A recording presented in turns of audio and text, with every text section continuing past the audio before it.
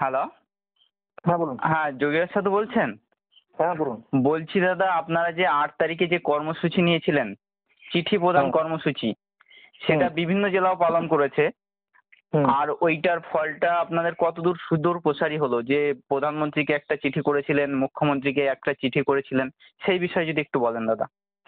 দেখুন, আমাদের তো সারা বাংলা গ্রামীণ সম্পদ কর্মী সংগঠনের পক্ষ থেকে তো বিভিন্ন কর্মসূচি নেওয়া চলছিল, হুম। সেটা আপনারা সবাই জানেন। তা আমাদের 15ই ফেব্রুয়ারি তো আমাদের কর্মসূচি নেওয়া হয়েছিল ইয়েতে আমাদের কলকাতাতে। তারপরে আমরা পূর্ব বর্ধমান জেলার পক্ষ থেকে জেলাভিত্তিক কর্মসূচি নেওয়া শুরু হয়। তার ফলশ্রুতি হিসেবে পূর্ব বর্ধমান জেলার সকল প্রার্থীরা চিঠি প্রদান কর্মসূচি পালন করেন আমাদের বর্ধমানের মুখ্য ডাকঘরে। আমাদের ঠিক হয়েছিল যে আমাদের মাননীয় প্রধানমন্ত্রী এবং মাননীয় মুখ্যমন্ত্রীকে চিঠি দেওয়ার বিষয়টা ছিল। তা সেই সূত্রে চিঠি প্রদান করা হয়েছে এবং তার ফিডব্যাক হিসেবে আমরা এখন দেখতে পাচ্ছি যেটা হচ্ছে যে প্রধানমন্ত্রী পিএমও দপ্তরে, মাননীয় প্রধানমন্ত্রীর দপ্তরে যে চিঠি পাঠানো হয়েছিল, সেই চিঠি ফিডব্যাক হিসেবে আমরা দেখতে পাচ্ছি যে ওখান থেকে চিঠি ফরওয়ার্ড করা হয়েছে আমাদের মাননীয় চিফ সেক্রেটারি মহাশয়কে, এবং সেই চিঠির যে কপি রয়েছে সেই কপিটা যিনি চিঠি করেছেন, যে বিআরপি আমাদের জেলা থেকে, তাকেও কিন্তু কপি পাঠানো হয়েছে এবং বিষয়গুলোকে দেখার জন্য বলা হয়েছে। এবং আমরা তো দেখতে পেলাম চিঠিতে লেখা রয়েছে যে ওনাদের পোর্টালে সেটা তুলে দেওয়া হয়েছে এবং এটা একটা ভালো দিক। এবং যেহেতু সমন্বয় বিষয়টা কেন্দ্র সরকার জড়িয়ে আছে এবং তারা যদি বিষয়টা উদ্যোগ নেয় তাহলে খুব ভালো হবে। তা সেই সূত্রে আমরা এটাও দেখেছি যে কোচবিহার জেলাও এটা করেছে আমাদের পরে 11 তারিখে বোধহয় করেছিল। তা সেই সূত্রে খুব এটা ভালো দিক। এটা তো দেখা যাক কি হয় আগামী দিনে, যদি আমাদের মাননীয় মুখ্যমন্ত্রী তো আমাদের সঙ্গে রয়েছেন এবং তিনি আমাদের বিষয়গুলো দেখছেন, তো সেই ক্ষেত্রে যদি আবার কেন্দ্র সরকার থেকে যদি আমাদের সামাজিক শিক্ষার বিষয়গুলো, যেহেতু সামাজিক শিক্ষার বিষয়টা পুরোটাই কেন্দ্রের বিষয়, কতগুলো কেন্দ্রে প্রকল্প যুক্ত হবে না হবে, সেই সূত্রে যদি কেন্দ্র উদ্যোগ নেয়, এদিকে যেমন মাননীয় মুখ্যমন্ত্রী আমাদের পাশে রয়েছেন এবং কেন্দ্র সরকার যদি আমাদের এই কিছু প্রকল্প যদি যুক্ত করে সামাজিক শিক্ষার কাজে, তাহলে আমাদের আরো ভালো হয়। এটা আমরা আশাবাদী, আশা করি বিষয়টা তারা দেখবেন বা ভাবছেন বা চিন্তা ভাবনা করছেন। এবং এটা পূর্ব বর্ধমান জেলায় এটা করে দেখিয়েছে, এটা খুব ভালো দিক। এবং আপনারা ছিলেন, বিশেষ করে আপনিও ছিলেন, আপনাকে অসংখ্য ধন্যবাদ, সবাইকে ধন্যবাদ।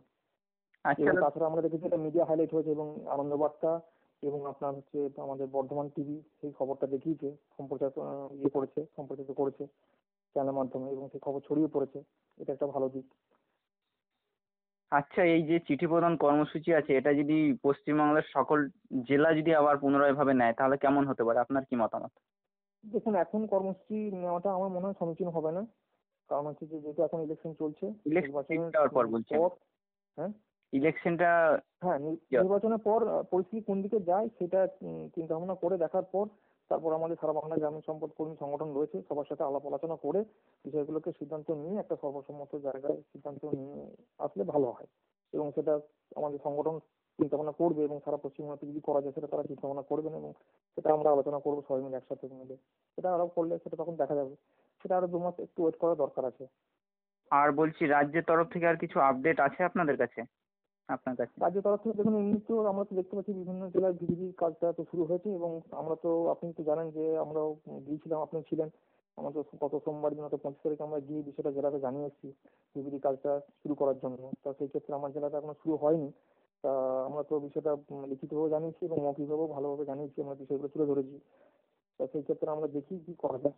জেলা প্রশাসন থেকে কি বললো আপনাকে? জেলা প্রশাসন থেকে বলেছে যে দেখছেন ওনারা, বিষয়টা দেখছেন চিন্তা ভাবনা করে। আচ্ছা, অসংখ্য ধন্যবাদ দাদা আপনাকে। হ্যাঁ, ঠিক আছে, ভালো থাকবেন।